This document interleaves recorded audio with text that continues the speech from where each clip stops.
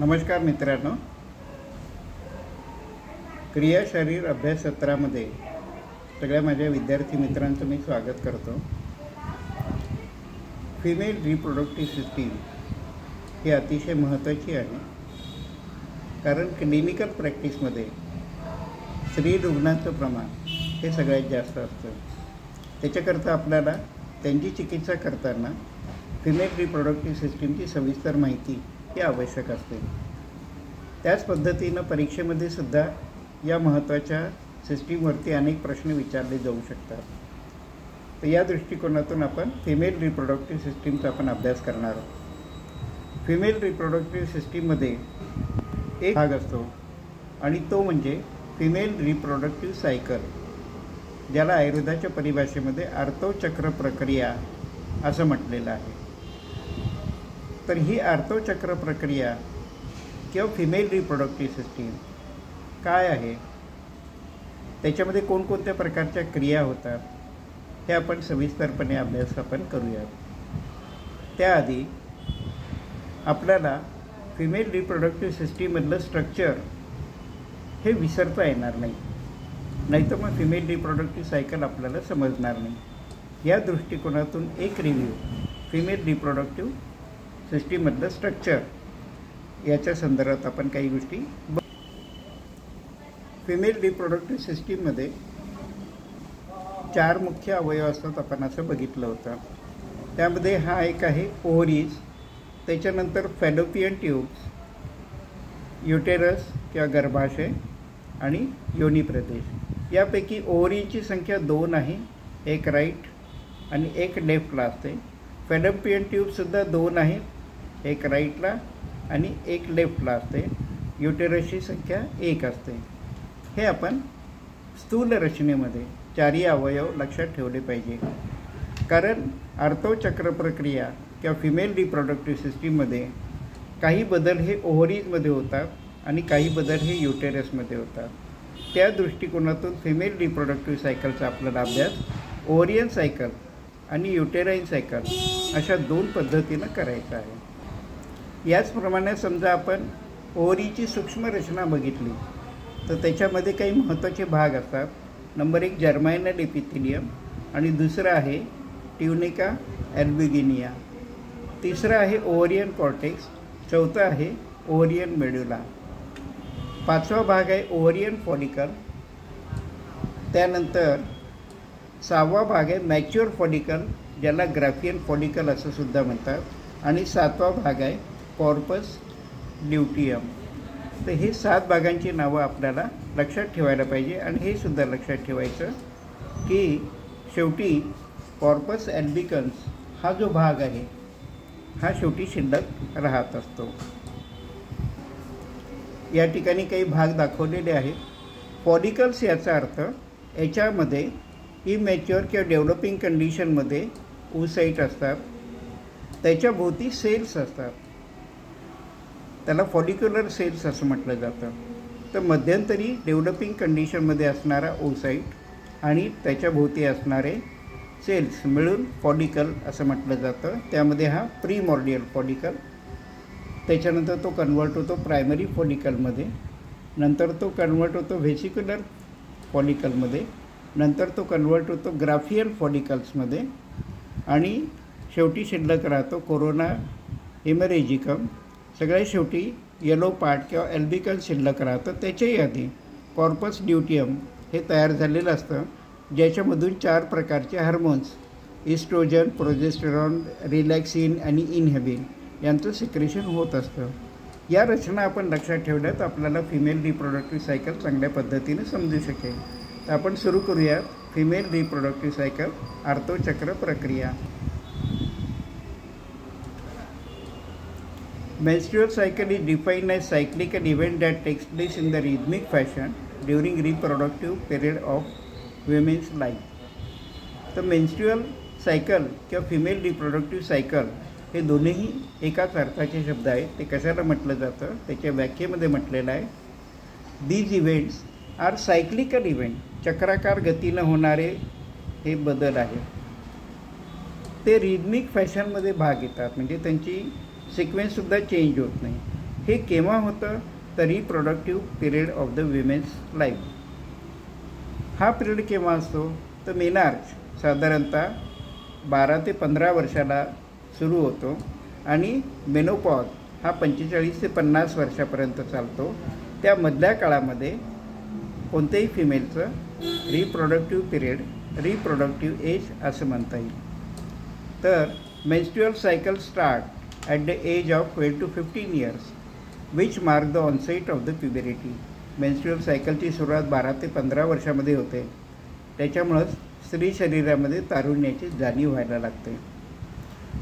Commencement of menstrual cycle is called menarche. ज्यावेळेस ही मासिक पाळी, ज्याला व्यवहारी भाषेमध्ये म्हटलेलं आहे, सुरू होतं, त्याला मेनार्च असं म्हटलेलं आहे. Menstrual cycle ceases at the age of 45 to 50. ही मासिक पाळी किंवा आर्तचक्र प्रक्रिया 45 ते 50 वर्षामध्ये थांबलेली असते. Permanent cessation of menstrual cycle in old age is called menopause.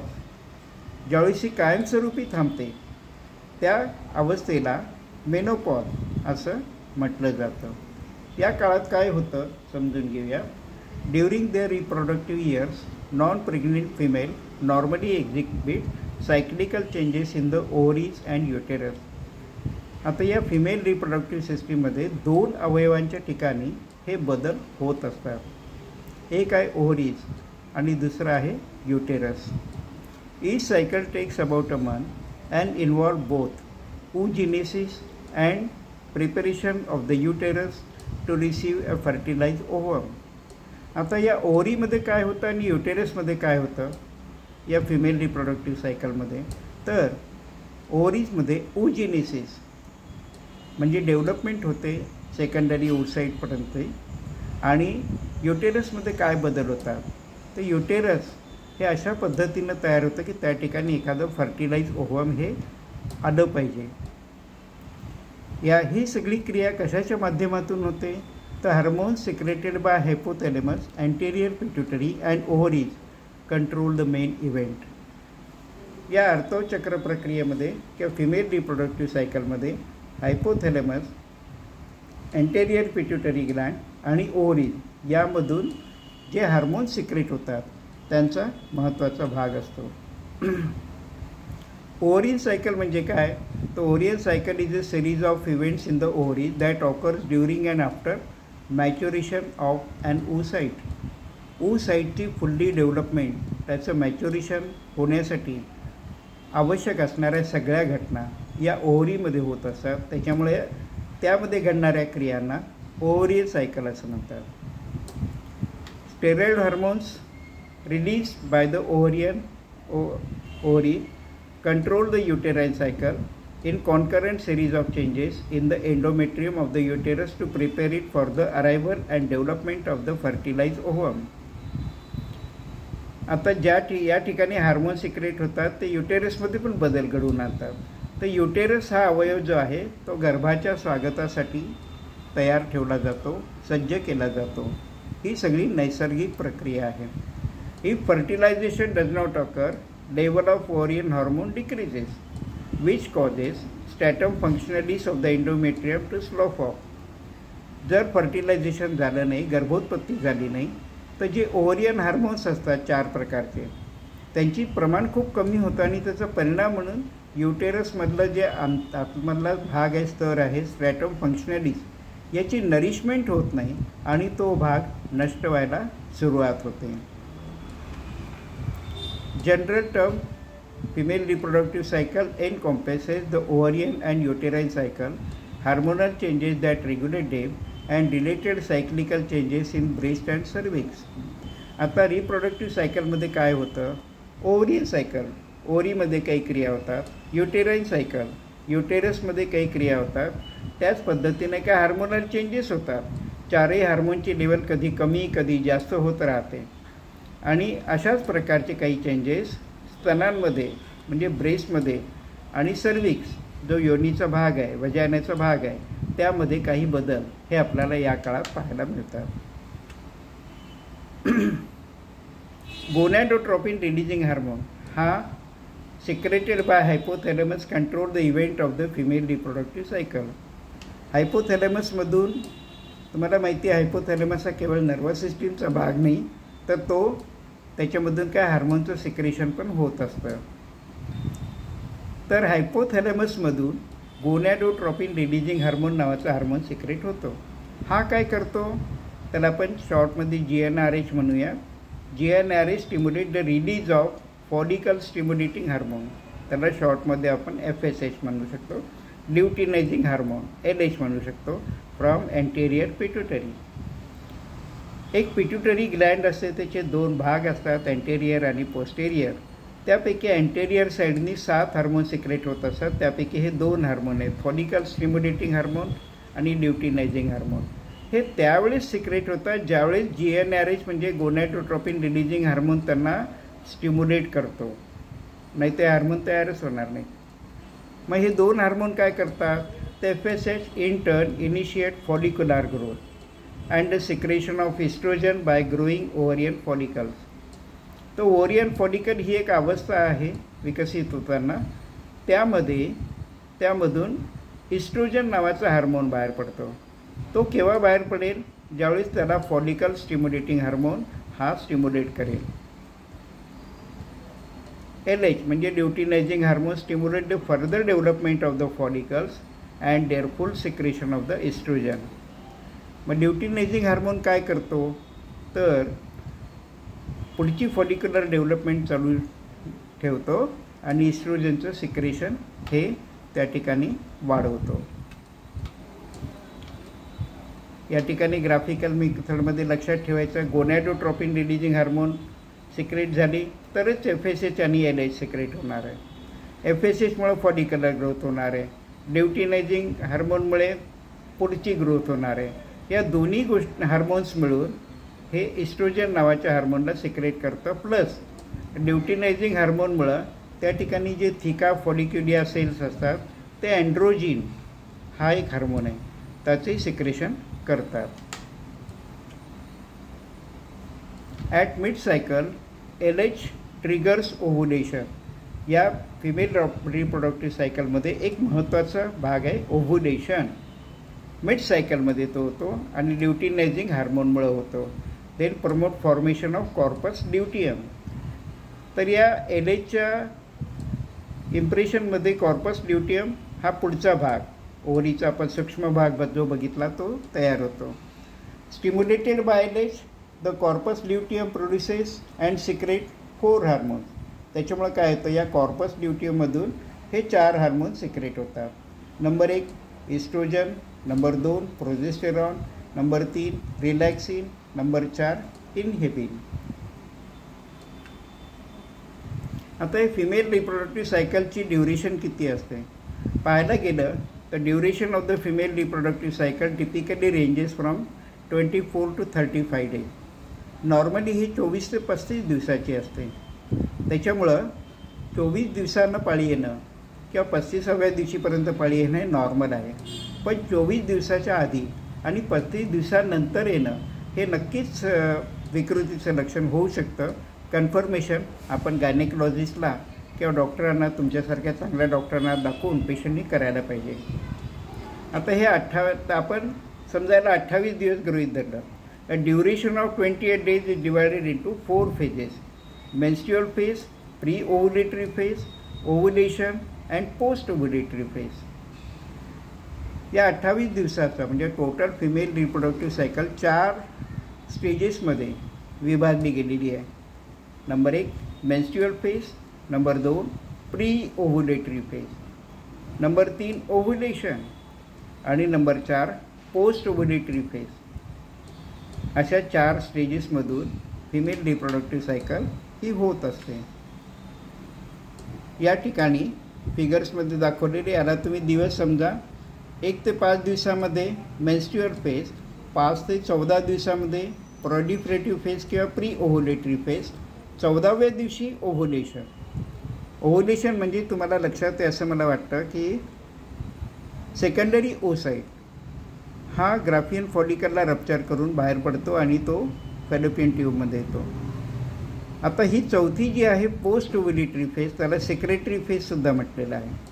तर menstrual phase, pre ovulatory phase, ovulation आणि पोस्ट ओव्युलेटरी फेज अशा 4 फेजेस फिमेल रिप्रोडक्टिव्ह सायकलमध्ये होतात. हे दिवसानुसार दाखवलेलं आहे. बाकी सगळ्या फिगर या हार्मोन लेवलच्या आहेत, जे आपण समजून घेणार आहोत.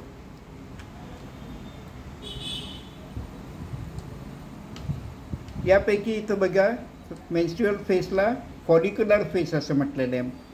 मेन्स्ट्रुअल फेज आणि प्री ओव्युलेटरी फेज याला अजून एक नाव आहे फॉलिक्युलर फेज. आता प्री ओव्युलेटरी फेजला प्रॉलिफरेटिव्ह फेज असं म्हटलेलं आहे. फॉलिक्युलर फेज ही ओव्हरीमध्ये होते, प्रॉलिफरेटिव्ह फेज ही युटेरसमध्ये येते, कारण त्यावेळेस युटेरसचं पोषण किंवा प्रॉलिफरेशन होत असतं. ओव्हुलेशनमध्ये तुम्हाला माहिती आहे सेकंडरी ओव्ह्यूसाइट रप्चर होऊन बाहेर पडतो. पोस्ट ओव्युलेटरी फेजला ल्युटियल फेज असं म्हटलेलं आहे, कारण की कॉर्पस ल्युटियम पण तयार होतं, कारण त्याच्यामधून सेकंडरी ओव्ह्यूसाइट बाहेर पडलेला असतो. ल्युटियल फेज. आणि सेक्रेटरी फेज युटेरससाठी म्हटलेलं आहे, कारण त्या ठिकाणी ब्लड सप्लाय वाढून युटेरसमधले पोषण चांगलं होतं आणि त्या भागात नवीन गर्भ येण्यासाठी स्वागताची तयारी केली जाते. पहिलं आहे menstrual phase. Menstrual phase also called menstruation last for रफली first 5 days of the cycle. By convention, the first day of the menstruation is day 1 of the new cycle. Female reproductive cycle सुरू होते मेन्स्ट्रुएशनपासून. 28 दिवसाच्या कालावधीला आपण 1, 2, 3, 4 पहिला, दुसरा, तिसरा, चौथा असं म्हटलं तर पहिल्या दिवसापासून मेन्स्ट्रुएशन सुरू होतं आणि नवीन सायकलची सुरुवात होते. त्यावेळेस ओव्हरीमध्ये काय होतं, under the influence of FSH several premordial follicles develop into primary follicles and then into secondary follicles. या मेन्स्ट्रुअल फेजमध्ये ओव्हरीमध्ये फॉलिकल स्टिम्युलेटिंग हार्मोनच्या सिक्रेशनमुळं प्रीमॉर्डियल फॉलिकल जेवढे असतील तेवढे प्रायमरी फॉलिकलमध्ये कन्वर्ट होतात आणि हे प्रायमरी फॉलिकल जे तयार झालेले आहे ते सेकंडरी फॉलिकलमध्ये कन्वर्ट होत असतात. आता युटेरसमध्ये काय होतं, त्याला म्हणायचं event in the uterus. Event in the uterus, menstrual flow from the uterus consists of 50 to 150 ml of blood, tissue fluid, mucus and epithelial cells shed from the endometrium. त्यावेळेस युटेरसमधून, ज्याला आपण वेटाळ गेला किंवा मासिक पाळी असं म्हणत असतो, त्या काळामध्ये रक्तस्राव होतो. रक्तस्राव म्हणजे बेसिकली त्याच्यामध्ये 50 ते 100 ml 150 ml ब्लड असतं, टिश्यू फ्लुईड असतं, म्युकस असतं आणि इपिथिलियल सेल्स असतात, ज्याला आयुर्वेदानं रज असं म्हटलेलं आहे. आधुनिक दृष्टिकोनातून या रजाची ही कंपोजिशन आहे असं आपण समजायला हरकत नाही. This discharge occurs because declining level of the ovarian progesterone and estrogen stimulate the release of the prostaglandin that cause uterine spiral arteria to constrict. हे का होतं, असं रक्तस्राव का होतो, एवढं ब्लड टिश्यू कुठून येतं, तर त्या काळामध्ये प्रोजेस्टेरॉन आणि इस्ट्रोजन लेवल हे अतिशय कमी झालेले असतात. त्याचा परिणाम म्हणून प्रोस्टाग्लॅंडिन नावाच्या हार्मोनचं सिक्रेशन होतं. या प्रोस्टाग्लॅंडिनमुळं काय होतं की युटेराईन आर्टेरियोल जे असतात ते कॉन्स्ट्रिक्ट होतात आणि संकुचित होतात. त्याच्यामुळं स्ट्रॅटम फंक्शनॅलिसचं पोषण होत नाही, तिथले सेल सगळे डेड होतात आणि ते बाहेर पडायला लागतात. As a result cell they supply become oxygen deprive and start to die. आता रक्तवाहिन्या संकुचित झालेलं आहे, ब्लड वेसल कॉन्स्ट्रिक्शन, त्याच्यामुळं स्टॅटम फंक्शनॅलिसला ऑक्सिजन मिळत नाही आणि they start to die. Eventually, the entire stratum functionalis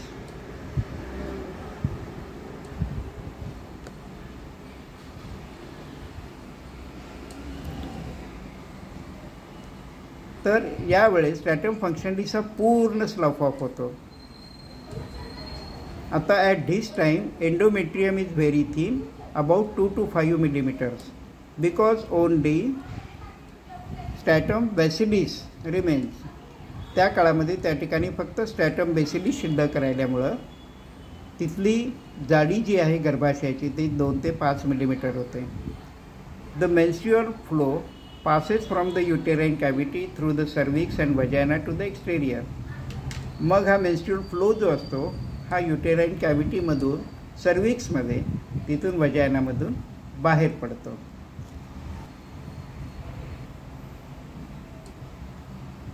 मला असा विश्वास आहे की तुम्हाला basic structure of the female reproductive सिस्टीमला धरून तिथल्या हार्मोन्सला धरून 4 फेजेस समजलेल्या आहेत. त्यापैकी आज आपण पहिली फेज बघितली.